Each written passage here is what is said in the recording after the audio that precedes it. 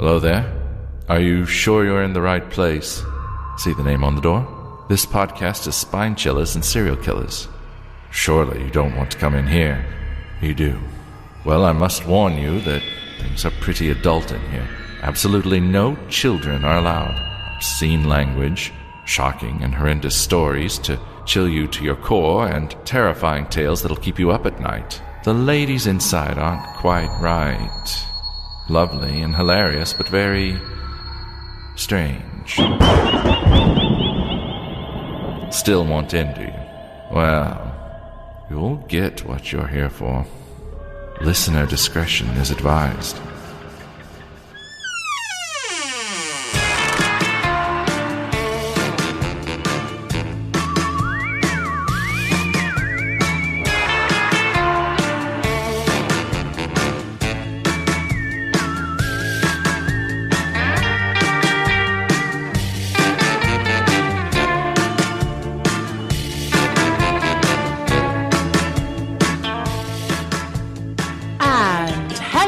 Welcome to this week's Spine Chillers and Serial Killers. I'm Tash. I'm Becky.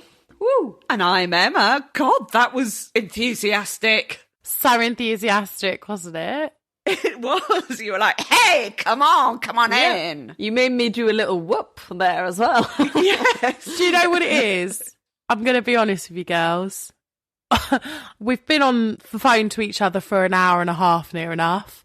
I've had a bit of a whinge and a moan. And now I feel really energised. Oh, that's lovely, actually. It's like we've recharged you. Literally, you've just recharged me, so thank you. Oh, that's really sweet. I know, I'm Becky, do you feel revitalised? Yeah, well, I was stifling a yawn as you guys are talking, but yeah, absolutely. Sometimes I yawn more when I'm motivated. That's not a thing, but okay. Excitement yawn. Excitement yawn. I heard that it's when you don't breathe enough and your body's trying to get more oxygen. Yeah, it's to do with oxygen to your brain, isn't it? No, I think we've all heard that, isn't it? It's when you're tired, so you're breathing slower, apparently. I don't fucking know. Oh, God, I don't know either. And I always get so panicked when we try and talk science stuff. Like, literally, my whole body gets hot. And I'm like, stop now. Stop with the science. I need to start breathing. I'm sorry, I'll do some deep breaths, see if that helps. There we are. Anyway, I had an email message. Oh, an email message? No, not an email at all, a message. I do not feel so giggly. Oh, right, rein it in. Yeah, I can hear the first time listeners already. Oh my God, it's one of those podcasts where they laugh and have fun. Yeah, fuck you, it is. We have fun. Oh gosh, aggressive Tash is coming out. Giggling, the giggles. Anyway, the message goes as follows. Hiya, it's me, Fantavia from America. Hey, Fantavia! Yay, we love you. It goes as follows. Was listening to the episode today and just wanted to let you know that yes, Mr. Bean was quite popular in America. I personally loved watching it when I was a child. You were right.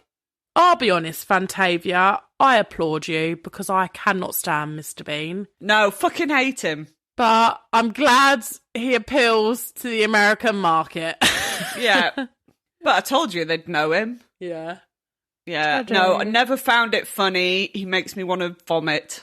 It's just weird. I love Rowan Atkinson. Oh, I think I don't like him because I don't like Mr. Bean. Like, I will not watch a film if he's in it. Oh, really? No, Yeah. I think he's great, but I can't stand Mr. Bean. And have you seen the cartoons, Mr. Bean? It's just Awful. like, I want to rip my own fucking eyeballs out. Awful. Oh, the cartoon's terrible. I do like the film where he messes up that painting, though. That's the one that I like. Can you not watch Love Actually then, Tash? Oh, he was brilliant in that. That was so funny. He's a Christmas That's not my angel in go-to that. Christmas movie, you know. What is it? Die Hard. My go-to Christmas movie will be Home Alone, obviously. Oh, yeah, we've already watched it. Or Santa Claus, you know. I do like Home Alone, but only the first two. The rest are shite. Oh, yeah, agreed.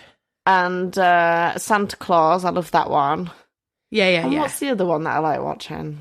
What's the Holiday, is it? You know, where it's Cameron Diaz and... The Holiday. Is it called The Holiday? I like that Jack one as Black, well. Cameron... Oh, Jude Law. Fucking hell. Yeah. But yeah, Jack Black. I love Jack Black. Cameron Diaz. And what's she called? Kate Black? No, Kate it's not Winslet. Kate Black. Kate Winslet, that's it. Yep. Yeah, The Holiday and Love Actually are my two favourite rom-coms. They really are. Yeah. And perfect for this time of year, so, you know. There we go. Yeah. Winner, chicken dinner. Anyway, thanks for that, Fantavia. I hadn't heard from you for a while, so it's nice to hear from you. Thank you for messaging. Right, I got a few messages as well. Go on. Hang on.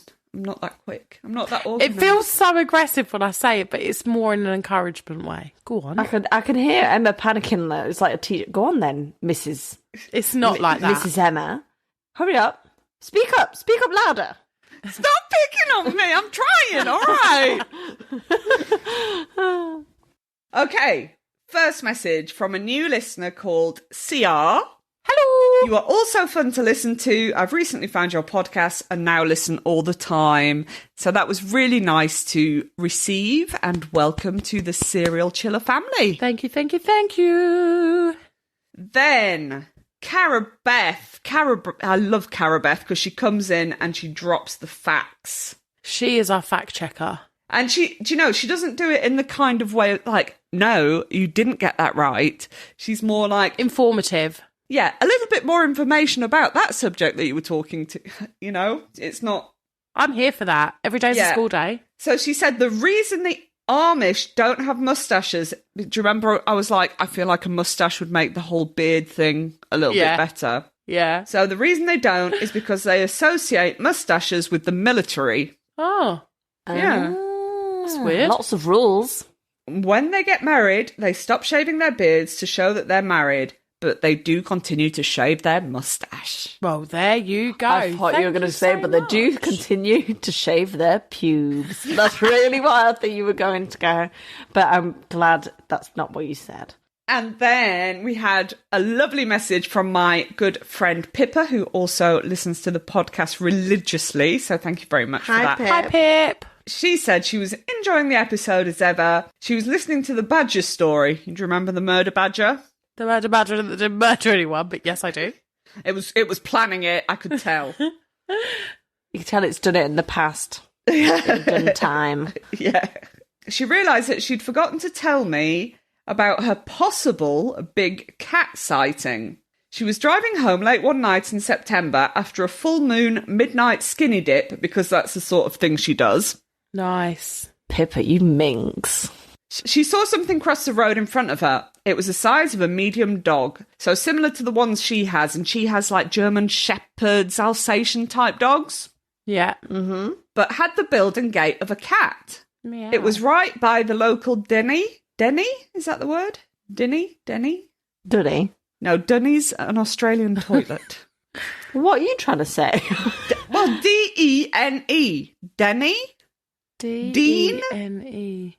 I don't know. I don't know what she's trying to say. She was right near the local wooded, tree-filled area. Den? D-E-N-E. Does that sound like den? Maybe it's a silent E. D-E-N-E. Oh, we're not starting the silent letter debate again. Fleur-de-lis. Ah!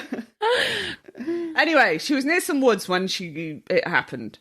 So she went home and Googled it, and she found an article about big cats in the area where she lives. And for the next few nights, as a member of the Head Torch dog walking club, she was a bit nervous. And we had a long discussion about wearing head torches for walking dogs, and it's the only way you can walk multiple dogs at night. Is a head torch. It's a brilliant idea. Yeah. I actually took a selfie of myself wearing a head torch, and I'll show you in a minute. Oh, you didn't send it. I'll send it. I do need to get a torch because... A head torch? Yeah, probably a head torch, because when I leave for work in the morning and then when I come home it's dark, and some of my walk to work has not got street lights, so I'm like there with my phone, like trying to see the way, but also the kids pile me up with their bags and stuff, so I might invest in a head torch as well. So if anyone's got any head torch recommendations, please send them across. Or if you want to send any to us for Christmas, let us know and we'll send you our little Amazon wish list. Yeah. We could have Spine Chillers and Serial Killers, the head torch. We could. Yeah. We could. Anyway, so she was a bit nervous for the next couple of days. She got over that. That's still scary as fuck, Pip, seeing a big cat. It's common. That's like panthers and shit. That's still a big cat. When I'm saying common, I don't expect that I'll take my dog for a walk tomorrow and see one. Like a tiger on your way to Sainsbury's. No, but they do. Like, there was rumours that there was a large cat in the area here as well, like where I live. And it's something to do with people owning them and then releasing them. I would suspect it's everything to do with knobheads thinking, oh, I'm going to get an exotic pet. And then, oh, actually, it's got big paws with big claws. And it's expensive to feed. Yeah, it needs to eat half a cow a day. But it was such a cute baby. Fucking tossers. Anyway, I'm not done. She also said right-handed, but she often uses cutlery the wrong way round. So that's just fucked up everything. And she always shakes the petrol nozzle. Ooh. Oh, dirty slag. Oh, we're joking. Love you. So thanks for that, Pip. Yeah, thank you. Yeah, and there's a woman who walks her two dogs in our village, and she has a head torch, and I kind of want to roll down the window and say, yes, queen! You get a head torch, like hats with head torches in, don't you, as well? That's a bit cool for me, that is. I've seen her before, and then she has like a little flashy thing at the back as well. Oh, and today... I saw this man. I usually see him on my way back from work. He always walks his dog. And today, because he always wears a high-vis jacket, and he has like a little one for his dog. So they go around and they're matching. But he's put little Christmas lights on his dog now, and it just made my day. Oh, I love stuff like that. I was like, oh. So that was fun. Cute. I sent you that selfie of me in the head torch, by the way. Oh, let's have a look. Let's have a look. Let's have a look. Emma, I literally can't see anything apart from a shining light. Well, what did you expect? I'm wearing a fucking torch on my head. Thought we'd be able to see you. You could be naked in that picture and I wouldn't know. That could just not be you. It's literally just me wearing a head torch. I can't see. That is stupid. We meant before you turned it on while it's still in the light. She's such a bitch. I've never been, honestly, hands down the most disappointing picture I've ever received, and I've received a lot of pictures that I should have been disappointed by. You asked for me wearing the head torch. Don't want to talk to you now. If you could just continue, I will pretend to listen. I think you need to describe the picture, because obviously... The picture is a square picture.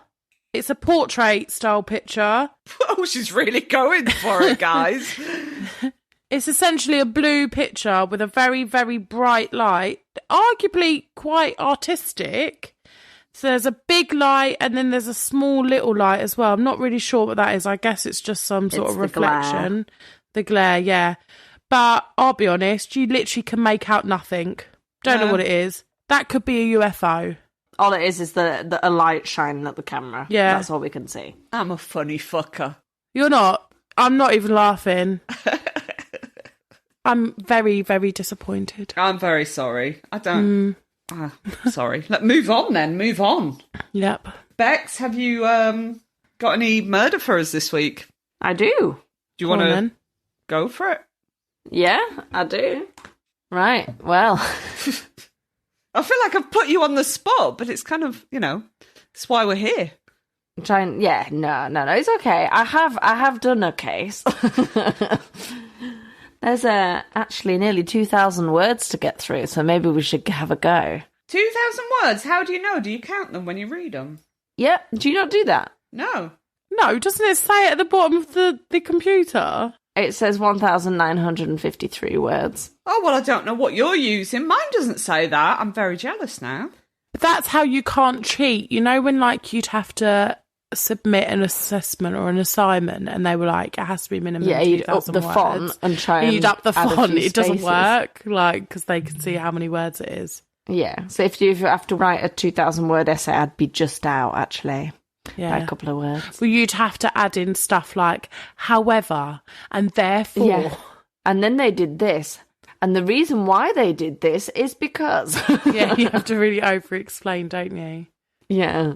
And add loads of extra words. How Adjectives. to find word count. It just says it at the bottom. I'm not on Word. I've got a Mac.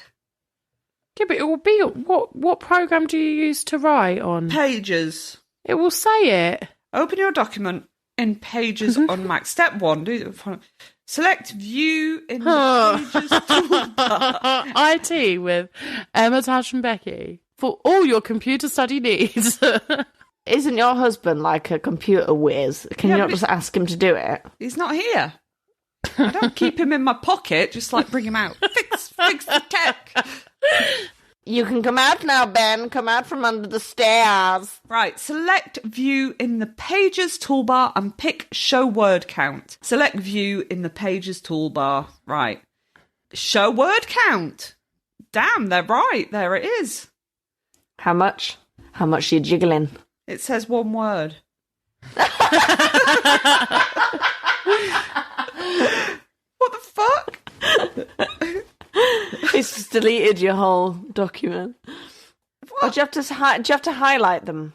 Oh, maybe. Oh, yes, I do. Thank you, Becky. 3,266. Oh, baby. Right, I'll get through mine now. Ooh. God, it turned me on, did that? God, we're so easily pleased.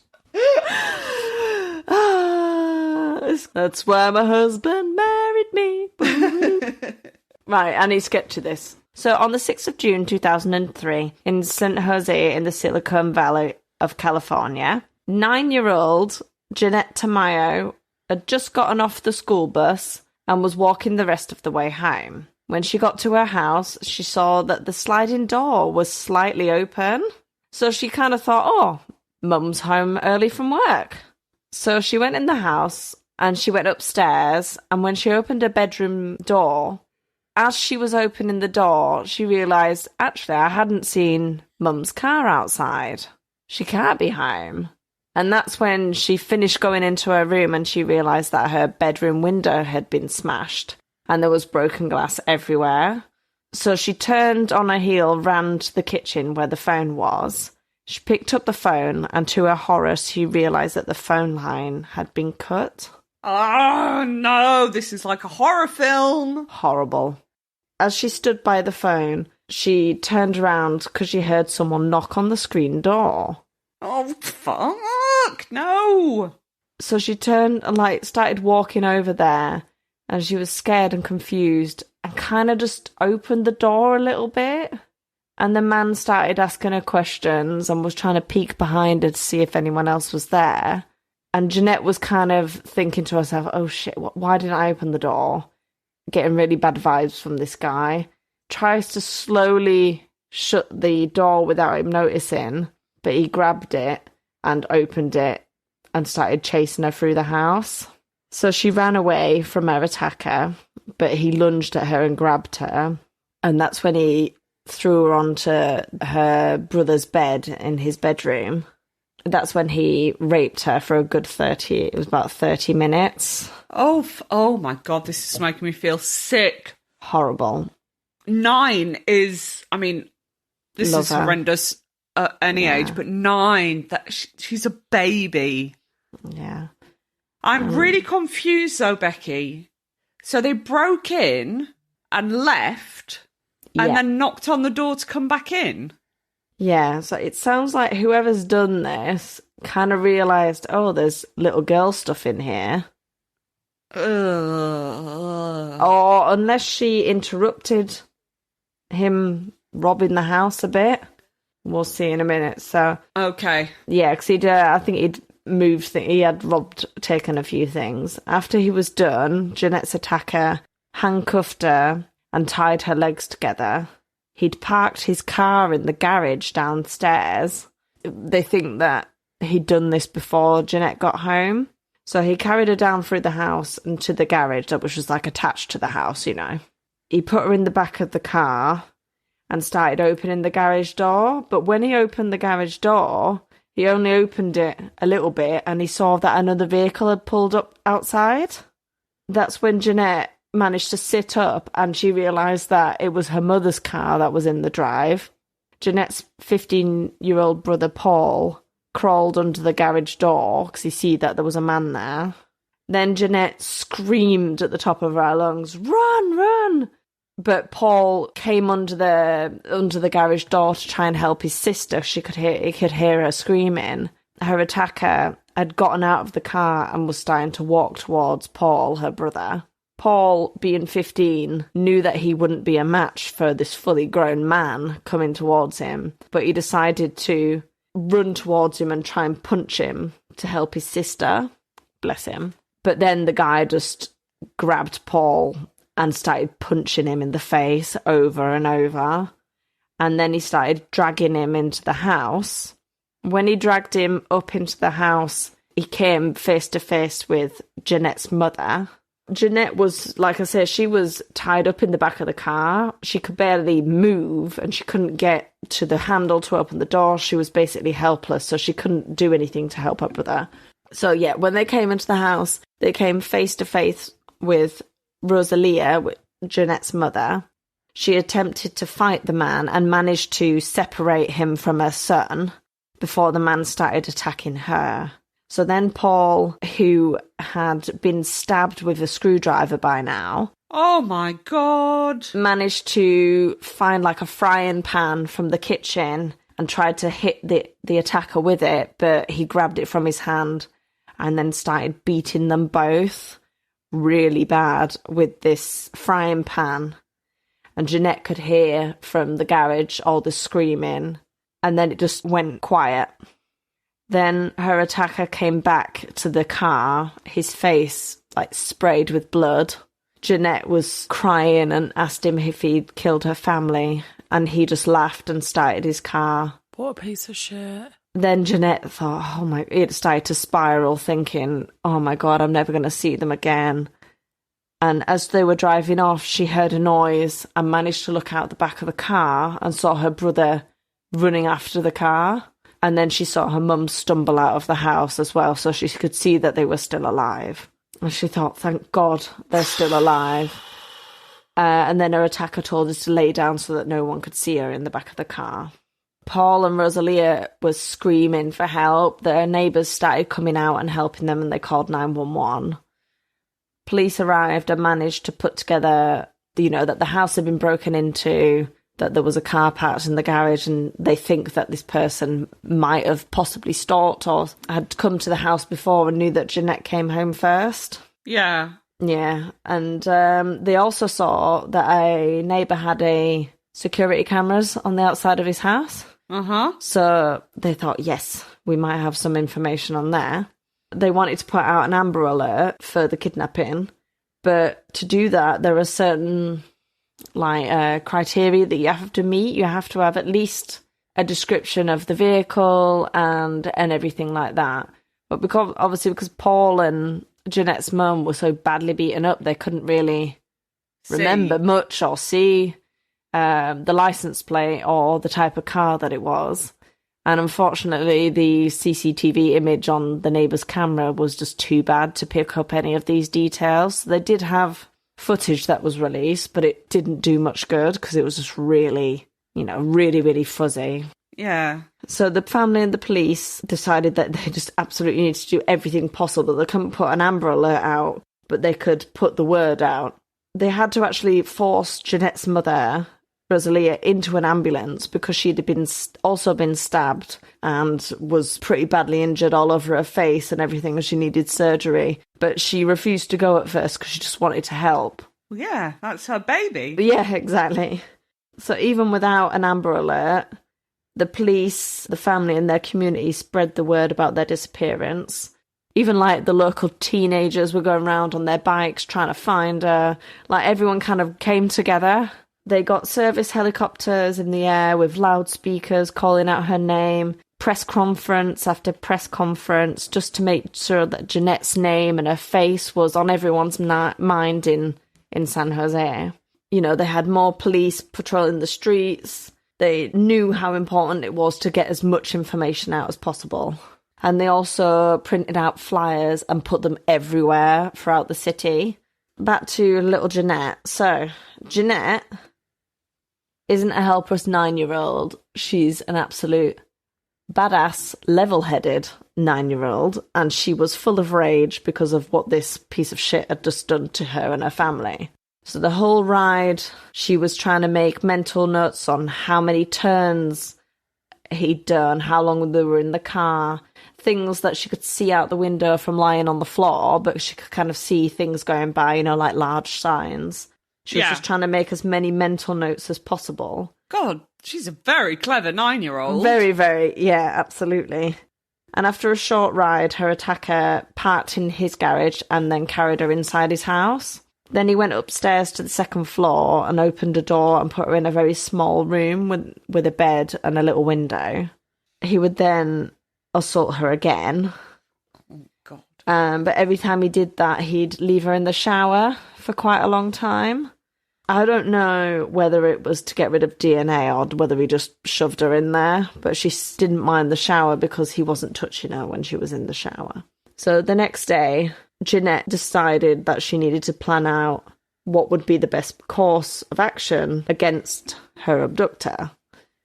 So she realised that her only chance of survival was to gain the man's trust.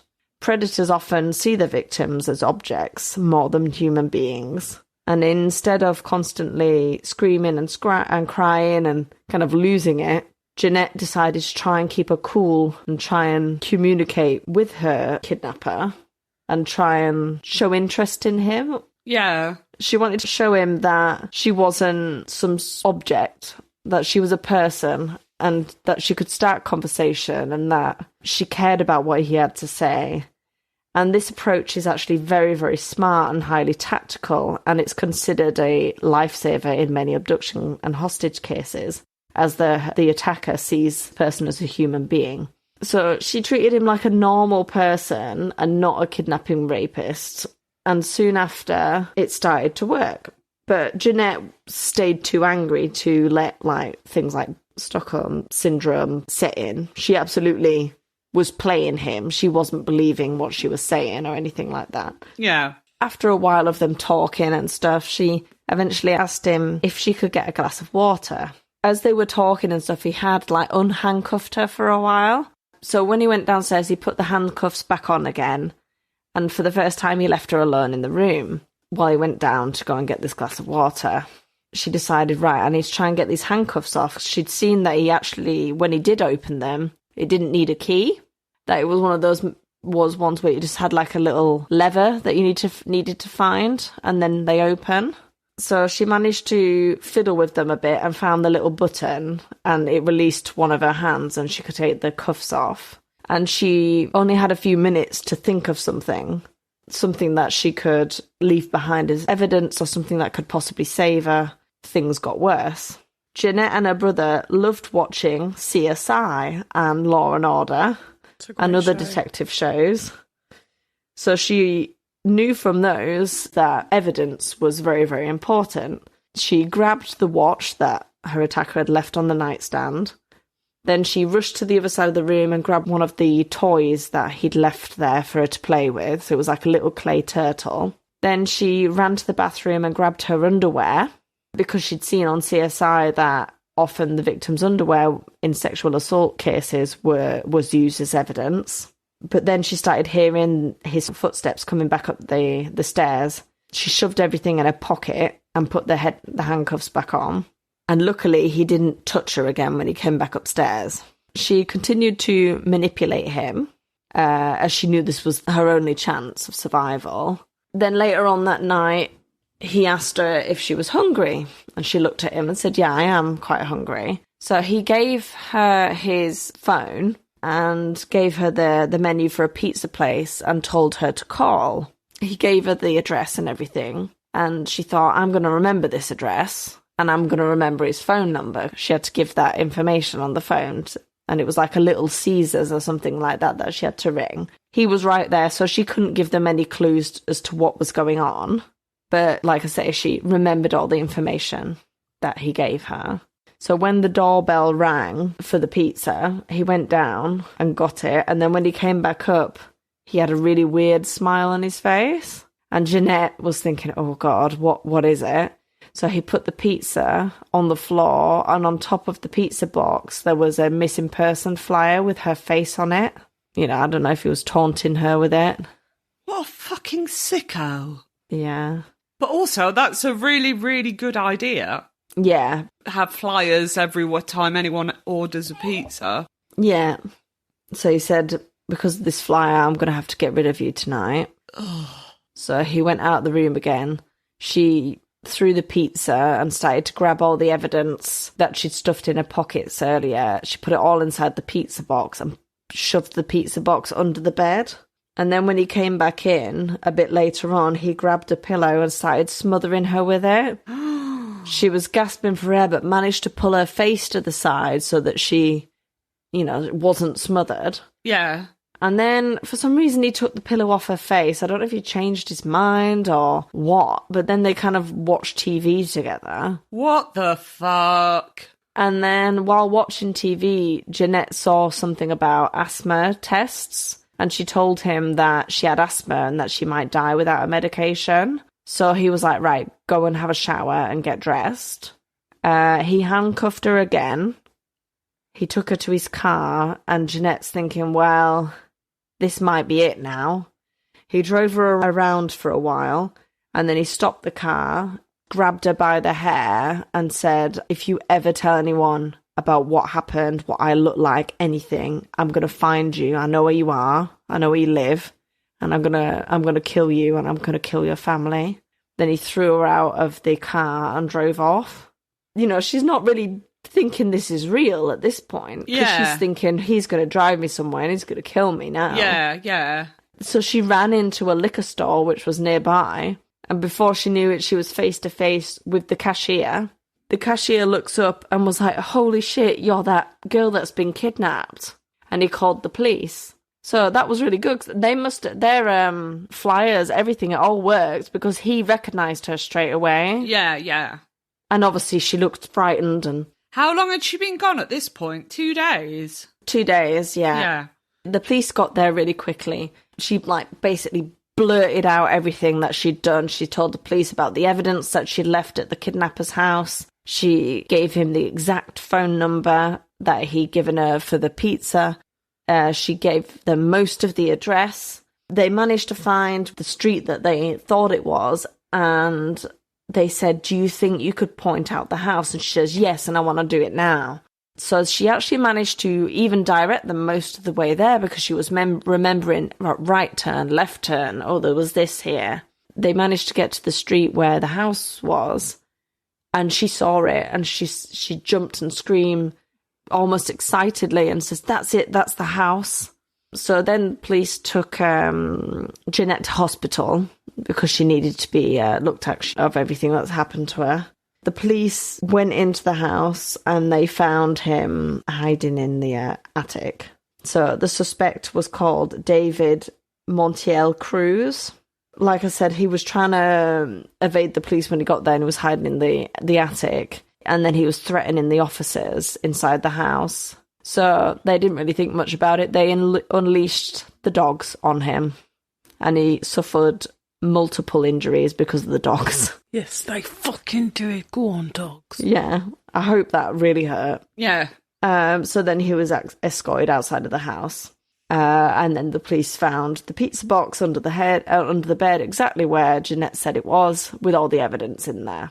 She is, honestly, that girl. I can't believe it. 9. 9 years old. Absolutely brilliant. So Jeannette was taken to hospital, but it wasn't the same hospital as where her mum was.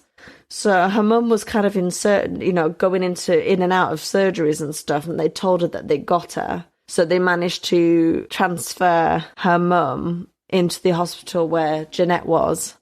And Jeannette said when she saw her mum's face was just all bashed up, and they both looked, they both looked really bad. But she was just so happy to see her mum's face, even though it was so badly damaged because of the piece of shit that took her. So they were all reunited in the hospital whilst she was stabilised. The police filed 9 felony charges against David Cruz, including burglary, sexual assault, rape, lewd acts, battery, and a special circumstance. And I think the special circumstance is the kidnapping part. I don't know. It didn't really go into it on the articles that I'd found. He went to trial and was put away for 102 years. So that's definitely life. Yes. Still not enough. Yeah, I mean... Still not enough, but... Should be killed. Yeah, 102 years. He's not going to live that long in prison. No. So he's not getting out. Thank fuck. Should be 102 years getting bitten by wild dogs every day. Yeah, I hope he has lasting effects from those bites. I hope the dogs really went for it. I hope they bit his dick off. Yeah, me too. That would have been great. So Jeannette, bless her, obviously was traumatised about the whole thing.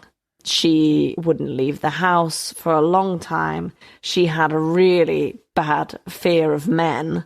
She went for counselling for years. But then when she turned 15, it kind of just clicked, and she started facing her fears and decided that she wanted to become like the detectives that helped her and helped put her attacker away in prison. So she started studying law enforcement to become a detective. So that's what she's doing at the minute. And she's also a voice for violence against women and kidnapping, like an advocate for people that have had things like that happen to her. She's just an amazing human being. She really Absolutely. is. Absolutely. Yeah. I watched like a little documentary about it, and they reunited the detective and her. Jeannette was just so sweet, and she was like, thank you so much for everything that you did. And the policewoman was like, well, we couldn't have done any of that without you. You were the one that saved yourself. Yeah. So, no, she's just brilliant. So I just thought I did more of an I survived.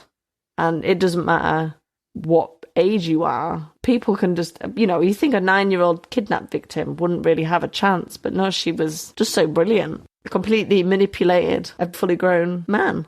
She's just amazing. I can't think of the words to kind of put it how amazing she is. I've gone quiet because from the minute you started that story, I was like, I've got no input. What's going to happen? Yeah. And I was like, please, like, don't murder the brother. Don't murder the mum. Don't murder her. And of course, I've got a little girl. Well, we've all got children around that age. Yeah.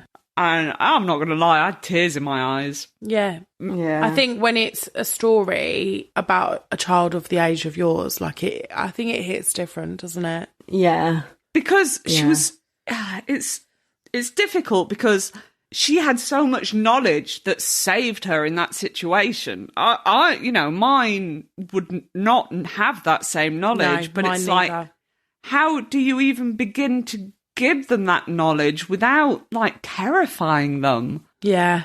I think often as well, you can only have those conversations almost as situations arise.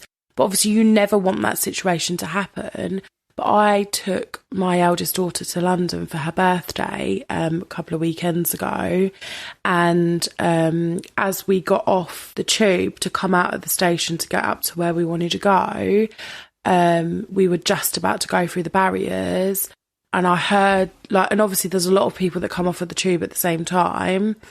And I heard something drop, and then I heard shouting, and there was some altercation, and there was somebody wearing a balaclava. We were quite near the barrier, and I was actually looking at the board to just check we were in the right, like the map on the tube. Yeah. And I pushed my daughter towards the wall, and I said, you stay behind me, you turn around, look at the wall, don't look at anyone, don't like, and obviously I was shitting myself. I was so scared because like he did say like, shut the fuck up or I'll stab you. Like that, it was, I don't know what was going on.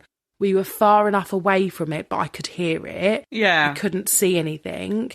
And I didn't want to look either. Like, but you know, when you're like, and then I rushed her out as soon as we could like get to the barrier. I rushed her out. And then I said to her, once we got home and we were in the car and like we were in a safer environment, I said to her, like, obviously you heard what happened at the tube. I said, if ever you're in an area and I'm not with you and something like that happens, here's what you have to do. But I would never have had that conversation with her unless we'd been there that day. And so if that hadn't have happened, I wouldn't have had that conversation, is what I'm saying. Yeah.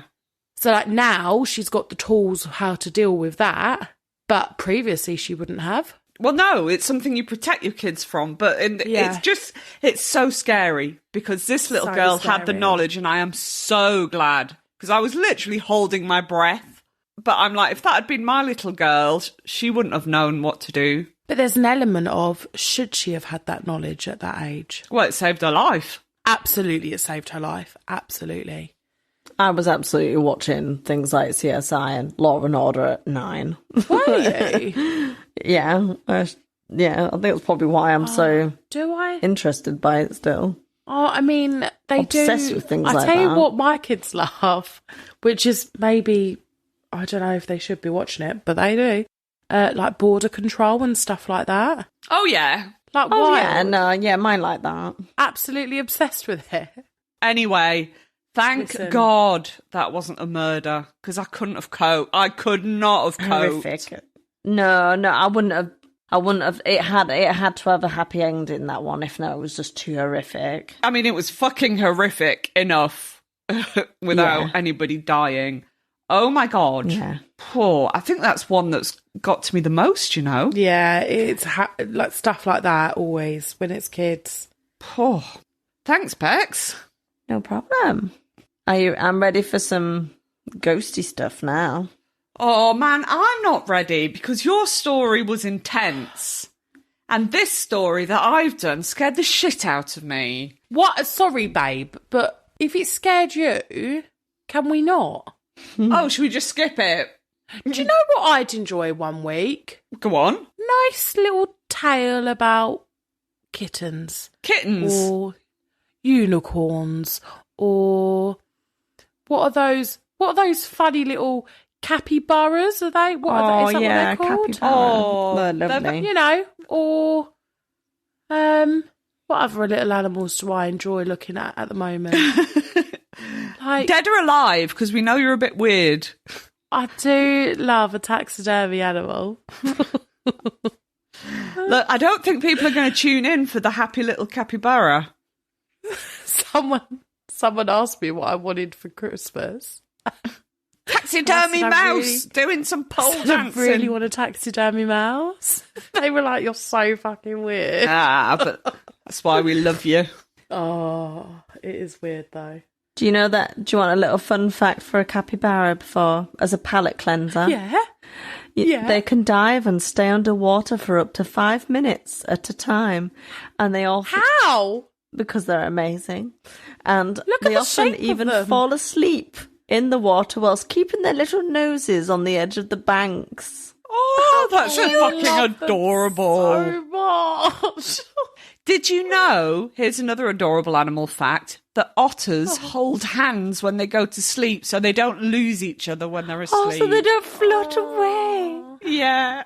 Oh, So they hold hands when they're sleeping. And I've seen them do it. I have seen otters hold hands while they're sleeping on their backs, and it is just the cutest thing.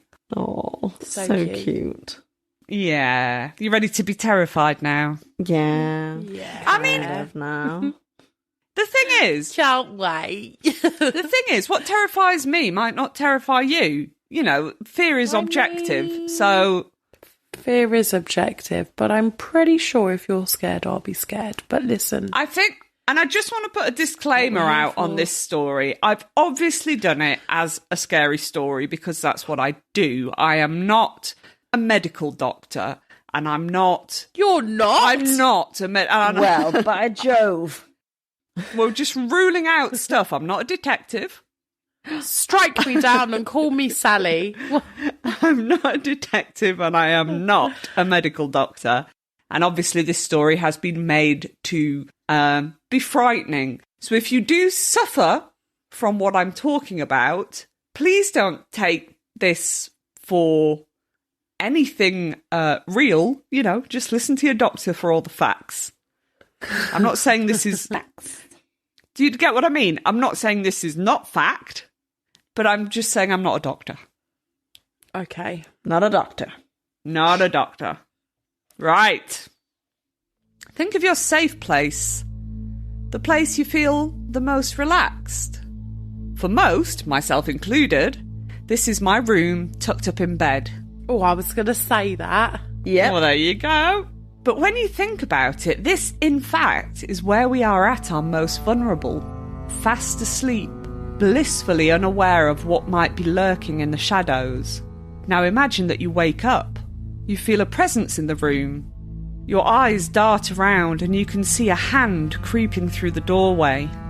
You stare, transfixed, as a figure creeps in, closer and closer, until it arrives at the end of your bed. No. You can't make out a face. Not because it's dark, but because it doesn't have one. You try and scream, move, wake up your partner, but you can't move. All you can do is look. Watch as this thing starts to climb on your bed. It's taking its time. It knows you can't move, that you're helpless, and the slower it goes, the more afraid you become, and it likes it. It feeds on it. Finally, you feel a finger twitch, then a toe, then a leg, and your body is awake, and the shadow figure knows it's out of time, and slowly fades away. Your heart is pounding. Even if this was all a dream, your body is reacting as if it was real, and the fear, the most unbearable fear, was all too real. You have just experienced what most of the population will at some point in their lives. You have just experienced sleep paralysis. Yep.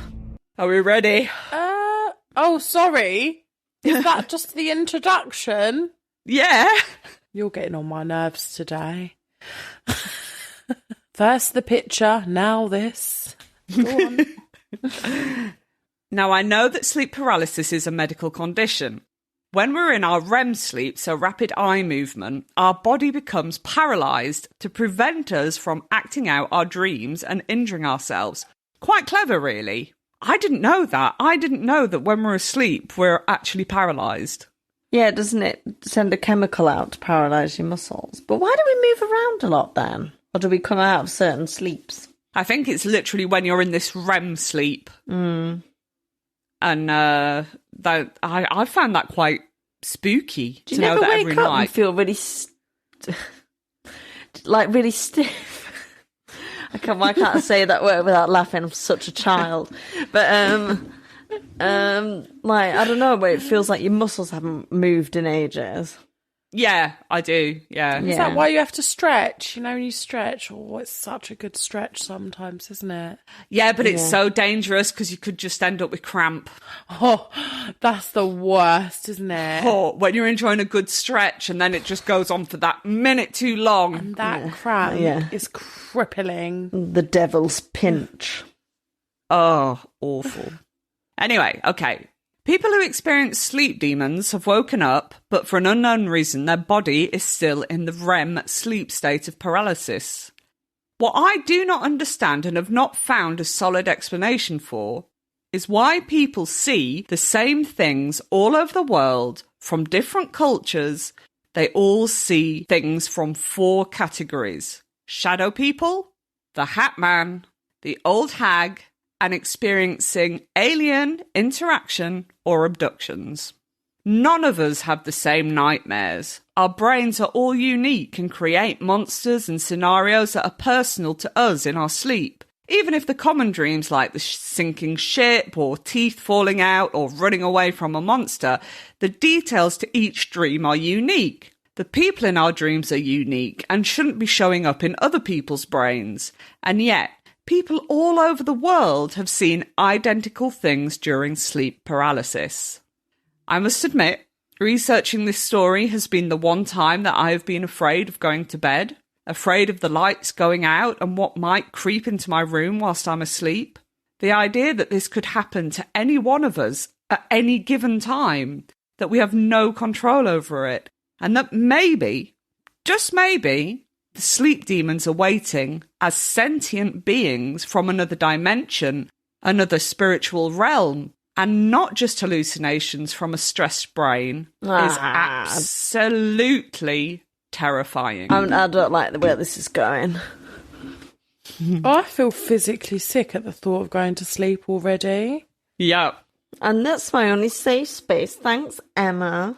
Well, you've already got them, Bex. Yeah, but then you're making me think about it too much. Normally it happens and my brain's like, that's too traumatic. Let's forget about that. And we put it away in a little box. I did feel bad doing this because, you know, you already have sleep paralysis, but I also said I'd do it last time.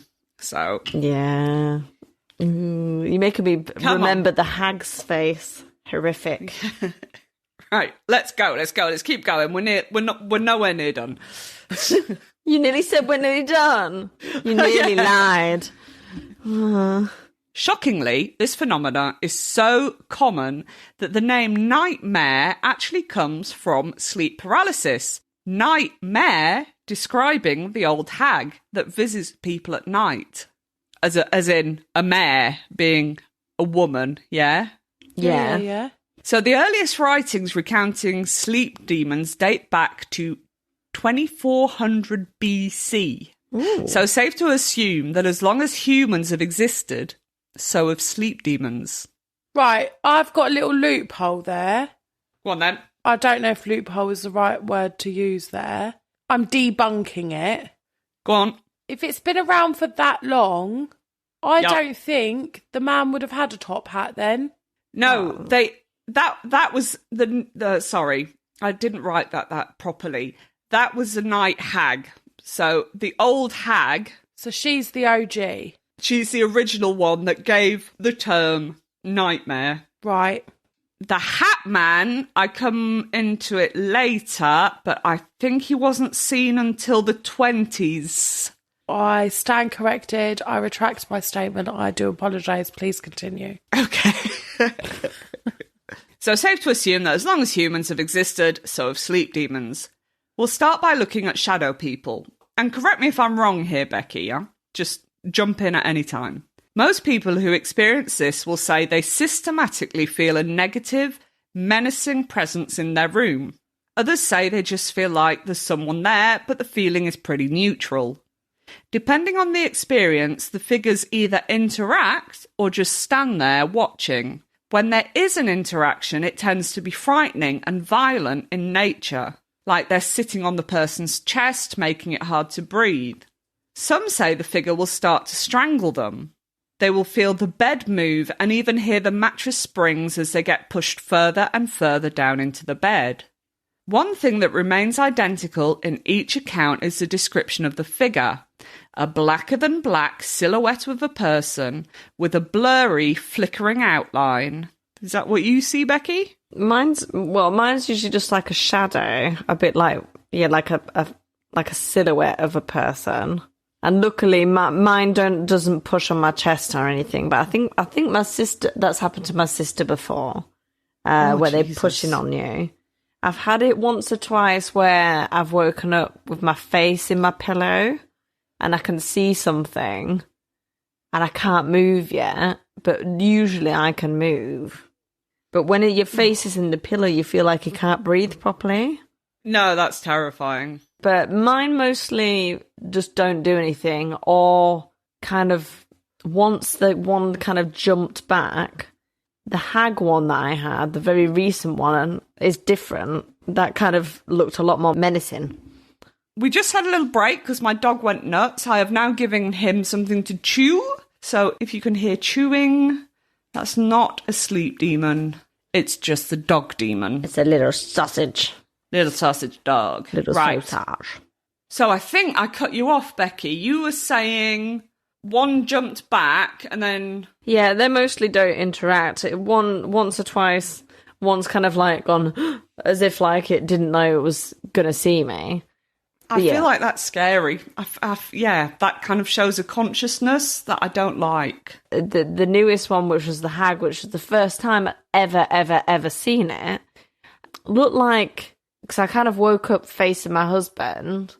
It looked like it was peeking over the top of his head. That's horrendous. And that's what made it scary. And it was the ugliest face. Don't describe her, because I've got a description of her and I want to know if it's what you saw. Oh, but it's gonna be, because I wouldn't have made that up in my brain. My brain isn't good enough. We'll see. We'll see. Because if it is, then that's creepy. Some suspect the less threatening encounters as being the deceased relatives of the paralysis victim, taking advantage of the thinner veil between consciousness and sleep to pay them a visit. The more frightening encounters are thought to be demonic in nature, and that these beings are feeding off your fear. Much like any other negative entity we have spoken about, they're almost like energy vampires. The more fear and stress they create, the stronger they become. So here's an account of a neutral shadow person and a violent encounter. Last night I was waiting for boyfriend to come home, and he texted to let me know he'd be later than expected. Nap lover that I am, I fell asleep on the couch. Sleep paralysis set in, and I felt the presence of a man standing behind me. Unable to speak and trying to keep calm, I thought, go away, my boyfriend will be home soon. Tell him it's Abraham, he replied. If you have ever experienced sleep paralysis, I don't have to tell you how incredibly real this feels. I finally woke up, or returned to a condition where I could move, and was still peeling the nightmare off me when boyfriend walked in. Thank God you're home, I said. I had one of my terrible, vivid nightmares. I felt the presence of a man in the room. He said to tell you it was Abraham. Oh, boyfriend said. Abraham was my grandfather. I'm an optimist. I'm very pragmatic, even sceptical. I don't believe in ghosts or spirits. But I can still hear the deep voice. Tell him it's Abraham. So that one was neutral. See, there was no violence, nothing. She was still frightened, because it still sucks. Have you ever woken up to your child being stood right there and it's like, "Aah!" Yeah, you're literally like, for fuck's sake. Yeah. You almost punch them in the face. Yeah. Yeah. Well, it's like that. You wake up and it makes you jump and you're like, what the hell is that? And then after a while it kind of, that mind disappear. Whereas if mine started talking to me, I think I'd just cry. Explode. So here's a not so great one. My first experience was when I was 19 or 20 in college, and 3 days after being terrified in the theatre watching The Exorcism of Emily Rose. Perfect. I will never forget the experience. I woke up, so I thought, and looked at the clock. It was 3 a.m. exactly. I felt a looming, very dark, evil presence in my room, and realised I was completely paralysed. With the exception of my head. This is part of the hallucination. I now know that in all actuality, I was hallucinating being able to move my head and look around the room. Then it started. I had a lovely white, extremely fluffy comforter pulled all the way up to my chin. I felt the extreme pressure on my chest. I felt something pushing me into my bed, suffocating me. When I looked down, I saw a huge impression in the comforter where I felt the pressure. I saw it getting deeper, pushing me down further. I tried to scream when I heard the bed spring squeak under me, as whatever this thing was pushed and pushed. I couldn't speak. The best I could get out was a hushed gargling, and then felt like there was a pressure on my neck, choking me. I can't express how deeply terrified I was. I couldn't move a single muscle in my body. My arms felt like they were too heavy to lift. I couldn't sit up despite trying with every bit of strength I had. I, at the time, considered myself agnostic, /atheist / whatever college students who think God is for stupid people say that they are. And I actually thought there was a demon on my chest, trying to either kill me or possess me. I thought it would never end, and it seemed to last forever. And then I felt myself close my eyes, and the thing was gone. I said my roommate's name to see if I could speak again, and I could. I looked down at my comforter, and there was no trace of anything unusual. I immediately jumped out of my bed, hysterically crying, trembling, and scared the shit out of my roommate when I woke her up in this state. I spent the rest of the night sleepless in her bed. I was completely traumatised, and so was my roommate. So there we go. That wasn't a very nice one. No. None of this is nice, like you say, but if you think how panicky it is to not be able to breathe or feeling that you can't breathe properly, just horrible. Well, that something is attacking you, that you can't move, it's just all horrendous. The next sleep demon who has terrorised thousands, if not millions of people, is the Hat Man. Now, this guy is a little different, as he not only haunts people's dreams, but he can also continue to haunt them when they're awake, fully awake, going about their daily lives. In his dream form, he is a shadow person. People can make out the shape of a fedora hat and a long trench coat. People that have experienced his presence say he doesn't interact, he just watches. Even though the vibe he gives off is very threatening, no one has ever actually experienced anything except him watching. When he is seen during the day, his collar is always pulled up and his hat covers his eyes. And again, he just watches. You might catch a glimpse of him in the mirror or dashing into another room. He could be standing on the pavement watching only you as people walk by, seemingly not seeing him. He was first sighted in 1926 by a woman called Mrs. Winklepleck. Now that's a nice name. That is an old-fashioned name.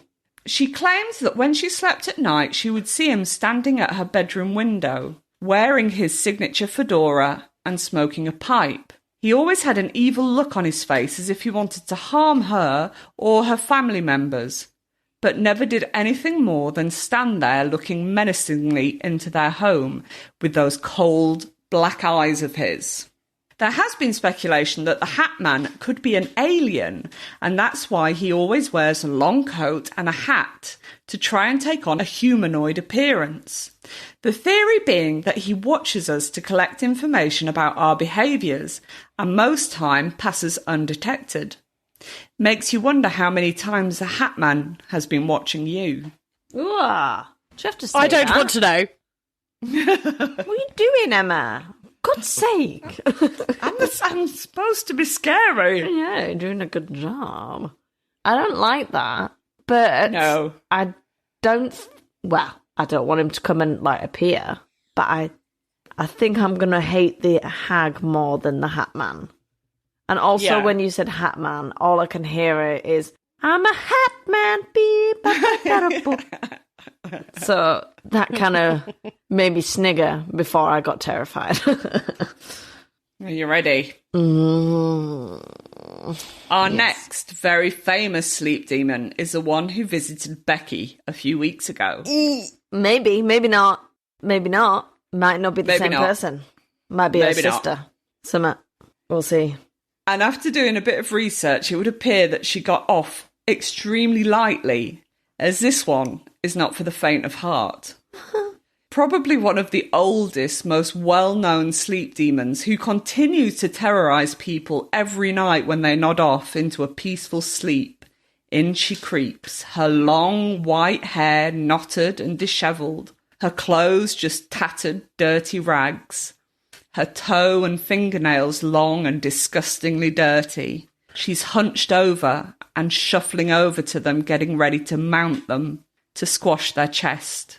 Many have compared her to the infamous incubus and succubus, but thank God the old hag has no sexual desire. Oh, no. I mean, that's one thing, isn't it? Hey, every cloud.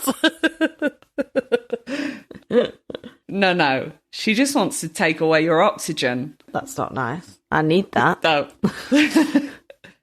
As she is on top of them, they look up and see her smiling back. But not a nice, calming smile. No, this is a grin of pure evil that shows off her rows of rotting green teeth. I don't want to play this game anymore. Can we go home? Any similarities? I didn't see what she was wearing, as I could just see her face peeking over my husband. She had she did have white hair, and it looked like it was thinning. It was really scraggly and horrible. And she was smiling like that, and she had she did have horrible teeth. But it was like the worst face you've ever seen. But that's all I could see was the face, and then she kind of disappeared. I didn't see anything else. But that definitely sounds similar. Well, long white dishevelled hair, dirty teeth, and she is smiling at people. Yeah, she was definitely grinning, whereas I've never really had a facial features before. Yeah.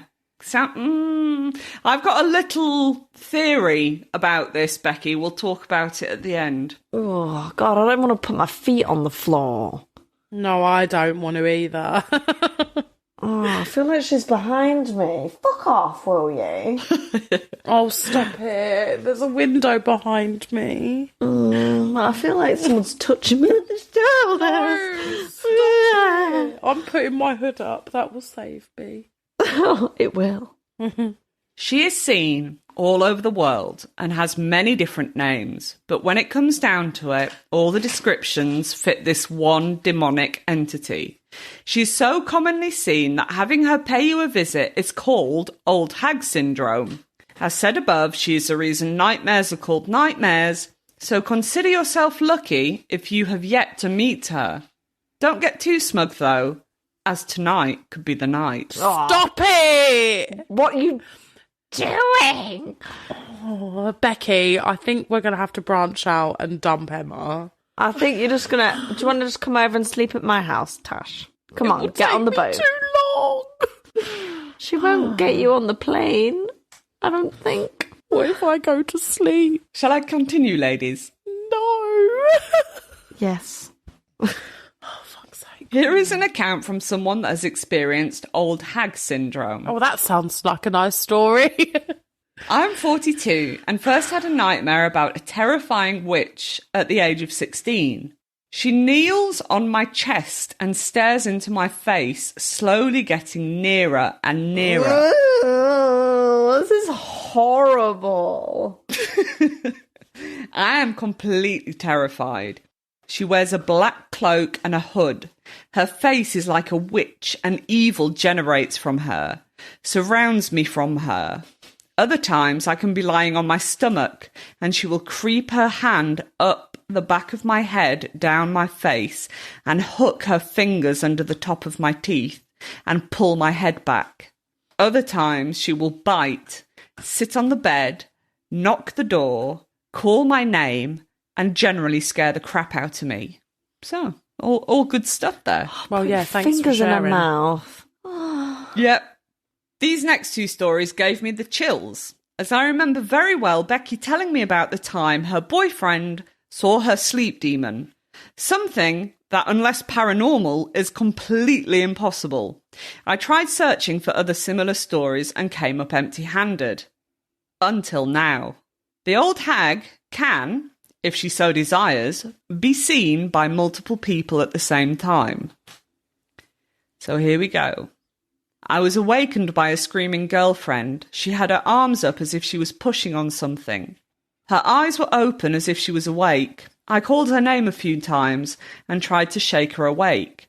Then her eyes closed and she went back to sleep.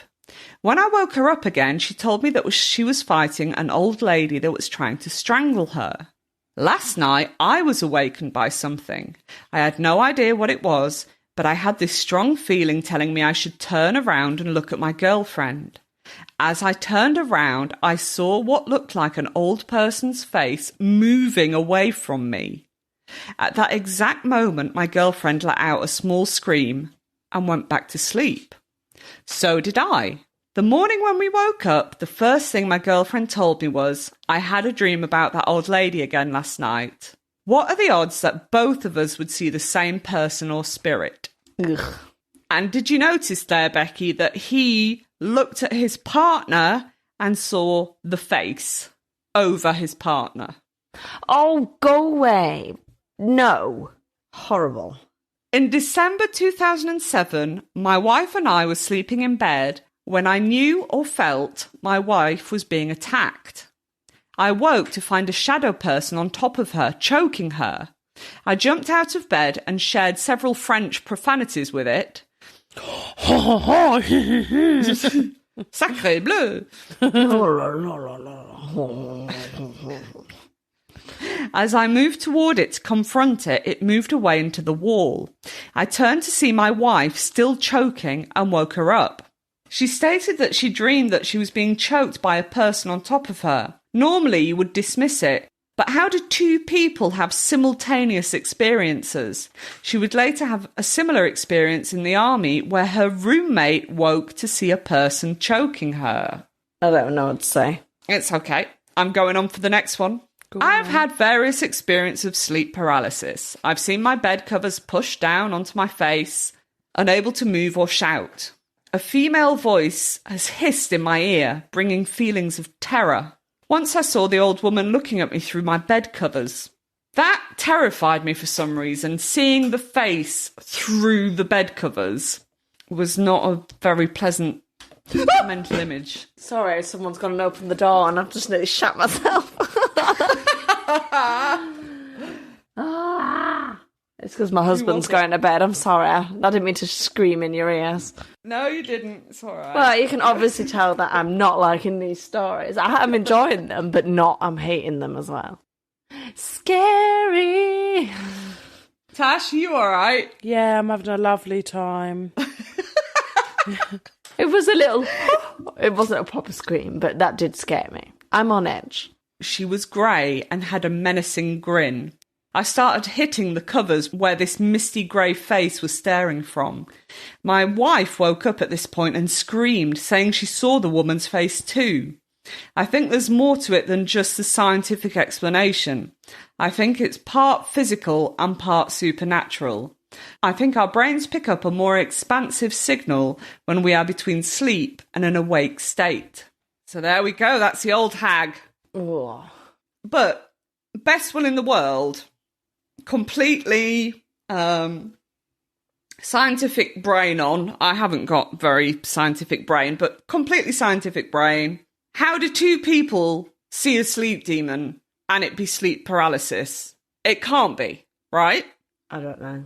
There's no logical explanation unless we're talking about, I don't know, some kind of shared consciousness or telepathy. Oh, I don't know if I've said that actually later on. But yeah, I can't get my head around that. Okay, this one is scary as well because I don't like this. The next very common vision is that of aliens and even experiencing abductions. The feelings so very real that the victims are left convinced that it has most definitely happened. Science, however, puts it down to sleep paralysis. I don't know where I stand on this, as when we think alien, we think small grey humanoid with bulging eyes, and this is exactly what people see. The abduction stories also seem to follow the same path, which usually I would find strange, but with all we know now of a stereotypical abduction, the probing and testing, bright lights, floating up to the ship. Do you see what I mean? It's like we have this image in our brains already, the little grey alien, the abduction thing, because we've just heard so many stories about it. So if people were going to experience sleep paralysis, they've already kind of got those images in their brain. Do you see where I'm going with it? Yeah. So yeah, I don't know where I stand with this one. If it is, it could just genuinely be sleep paralysis. Oh, it could be so many stories of the same thing because that's what happens. That's what happens, exactly. I could have left this one out, but I just don't know what to make of it. It could definitely be sleep paralysis, as it all screams seen in the movies to me. But then again, it could actually be alien abductions. I'm sure they happen, and it's being brushed off as a medical condition. Either way, here is an account of someone who got visited by a grey during their sleep. One night, I left my windows open to let the breeze in. I don't remember falling asleep, but I was paralysed when I regained awareness. I remember seeing black rain and could feel my body weighing 5 times its normal weight. I was sinking into the bed slightly. I turned my head and saw what looked like a grey alien smiling at me. It wasn't easy to move, but I slowly and forcefully crawled to the edge of my bed to fall off and hopefully wake up someone in the house. I could feel its thoughts as if they were connected to mine. I wasn't supposed to be moving, was the emotion I felt from the being. But I did. I reached the edge, falling head first, and when I hit the floor, I was awake in my bed, face down, like I was when I first realised I was aware. My windows were still open, and I could feel the breeze. So there you go. Little alien encounter. I sleep with my window open all the time. I couldn't do that. Like year round, I have the window open. I couldn't do that. I'm too frightened. But mind you, saying that, if aliens are going to abduct you, a window's not going to stop them. Maybe. So now we've explored all the awful beings that await us in the realm of dreams and probably all feel slightly on edge. Let's reassure ourselves that a sleep demon has never actually killed someone in their sleep, have they? How do we know? Hang on. How do we know? I am joking. Of course, I can't leave you on a reassuring note. If someone had died during their sleep, how would we know that it wasn't from an interaction with the old hag or an alien probing them too hard? It's not like they'd still be around to tell us. This fact alone haunts me as much as, like everyone, I'm sure, I like the idea of dying peacefully in my sleep when I'm old and grey. But that thought has now been replaced by, but how do we know it's peaceful? How do we know that we won't end up being choked to death by a sleep demon? Simple answer is, we don't.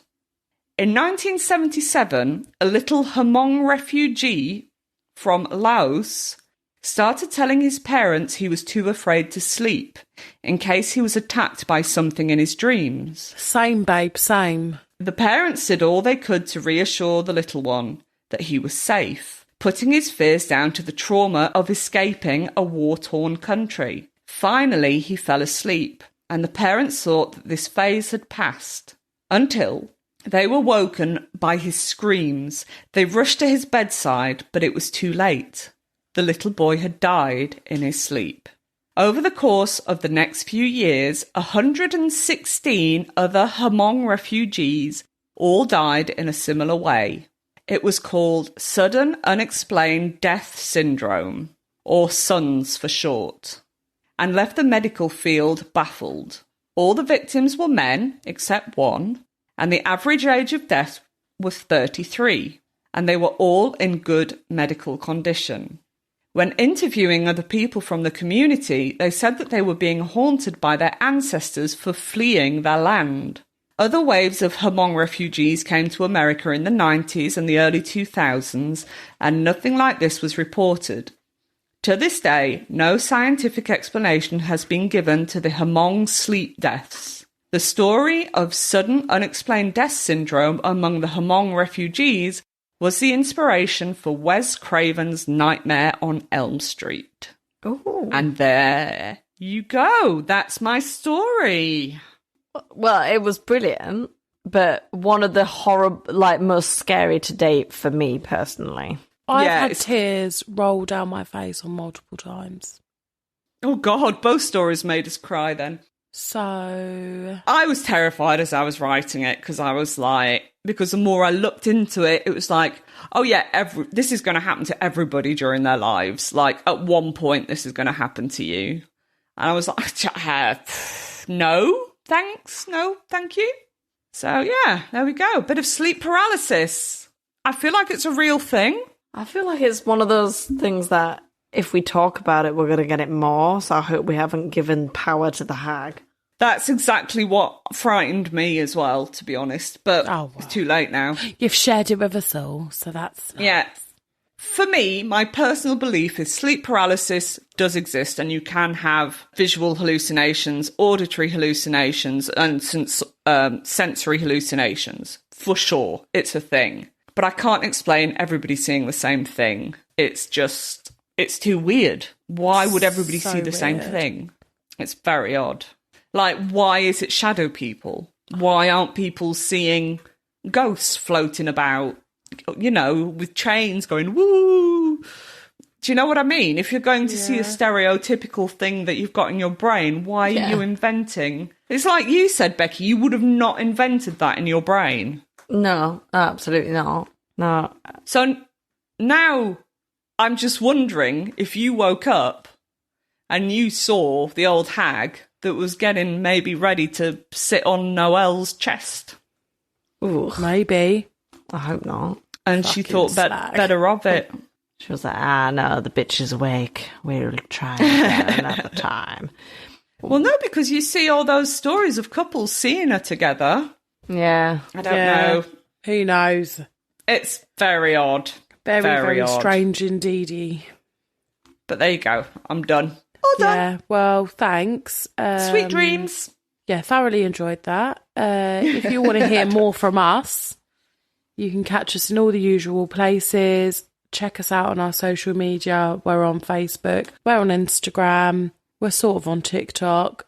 So yeah, give us a shout, guys. Yeah, it's all SCSK, because Spine Chillers and Serial Killers is too long. So SCSK_podcast, you will find us. Yarp.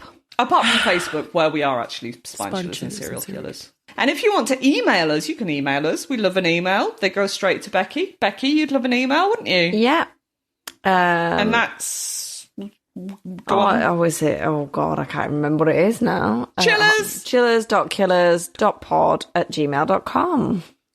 There we go. Amazing. Well, thanks for listening, guys. Yeah. We hope you enjoyed our stories. Stay safe. Don't kill people. Don't fall asleep. Bye. Thanks for listening. Let the demons fight.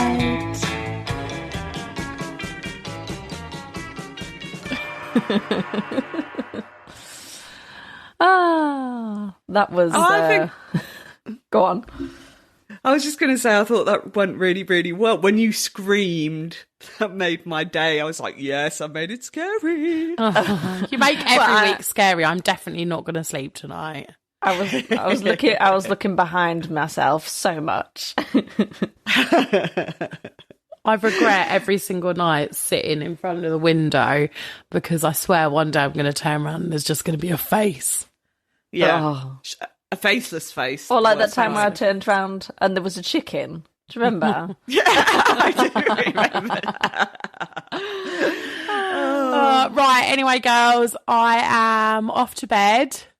All right, I sweetheart. need my beauty sleep. Pardon the intrusion, ladies, but Oh, aren't you forgetting something? what? For goodness sake, you've forgotten all about Christmas. This is almost as bad as forgetting about Halloween. It's when all the naughty children get to find out how truly naughty they've been all year. It's How do we forget it every year? It's like Christmas doesn't come at the same time. I have no excuse because I have an advent calendar, just like my children. Oh, well, I don't, so that's my excuse. Where would we be without our doorman? Bless him. Thank you so much, Ed. Well, I suppose we better do a little Thanking Christmas you. thingy. Yeah. Oh, I don't want a lot for Christmas. There is just one thing I need. And Do you know, I heard something about that song and it made me think, oh yeah, actually, because she's saying, I don't want a lot for Christmas, all I want is you. So she's saying that actually you're not a lot. Bit of a burn that, Mariah. Oh, that is a burn. But she just said there is just one thing I need. And it's you, meaning it's you. Yeah, but it's not a lot. That's all she wants. It's not a lot. She's not asking a lot because it's not a lot. It's because Anyway, it's enough. I think we're wandering, which is not like us. So I guess we should say Merry Christmas. Merry Christmas. Merry Crimber. And thanks for listening to us again throughout this year. And we will be back in 2024 for our 3rd year, which is absolutely mental. I can't believe it's been 3 years. Crazy. I feel like we're noobs. We don't know what we're doing. I'd also like to say it's the most committed I've been to anything ever. Yeah. Ba la la la la la la la. Murder.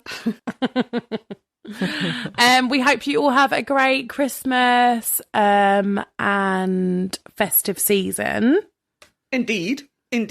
And don't drink too much and get yourselves in sticky predicaments. Sticky? I don't know if that was the right term, but if you want a sticky predicament, go for it. But I meant more like a dangerous situation. Don't drink too much. Keep yourself safe. Yeah. And have a happy, merry flurry. Merry I don't know where I'm going with this. Merry Christmas and happy holidays, if that's what you say instead. Yeah. And happy New Year. Yeah. All the best for 2024. Indeed. And just recognising that Christmas isn't fun for everybody. For some people, it just fucking sucks. We are here if you get lonely or you need a chat, or go back and listen to our old episodes. Shoot me a message on Facebook. I'm always happy to chat. I think the girls are as well, aren't you, ladies? Do reach out to us. Yeah, absolutely. Don't stay sad and alone on Christmas. You can send us a message. Send a message to Auntie Emma. Yeah, I'll look after you. All right, then.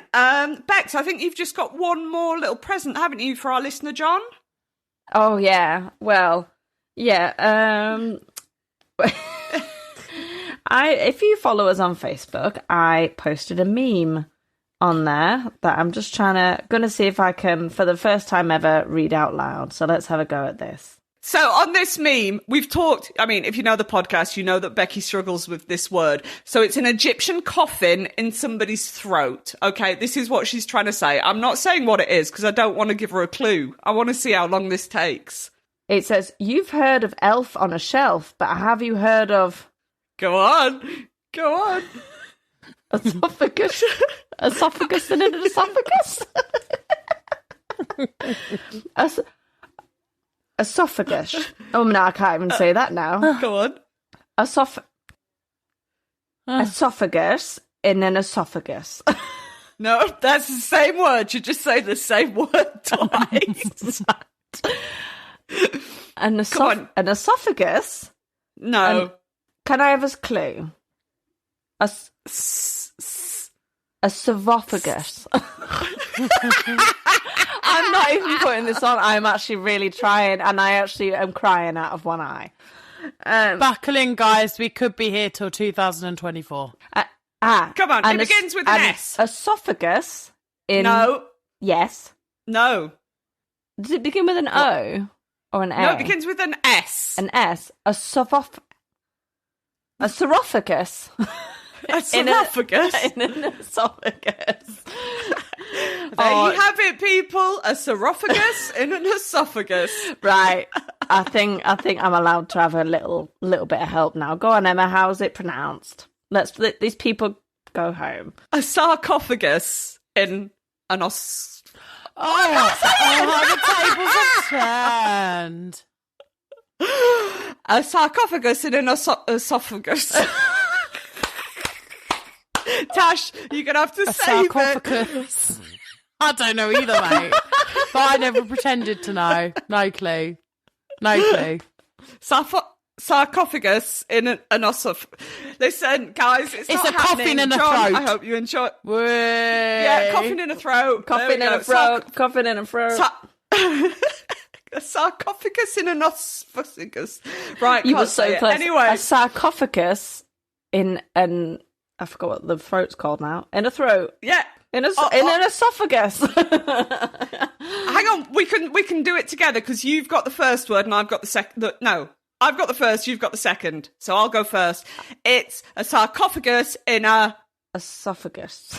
Yeah! Teamwork makes Kind the of dream is work. making me- Anyway. Merry Christmas, Merry lovely Christmas. serial chillers. Everyone. We'll be back in the new year. Yes. Love you. Love you. Lots and lots. Bye. Bye. Bye. Ho, ho. Fuck off 2023. And hello, Daddy 2024.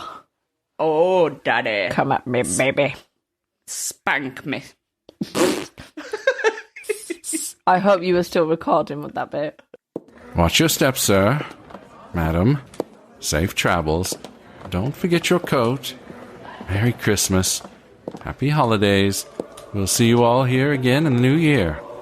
And until next time, catch up on some older episodes of Spine Chillers and Serial Killers. Or check out Octoberpod AM, wherever you listen to podcasts. Good night. Pleasant dreams.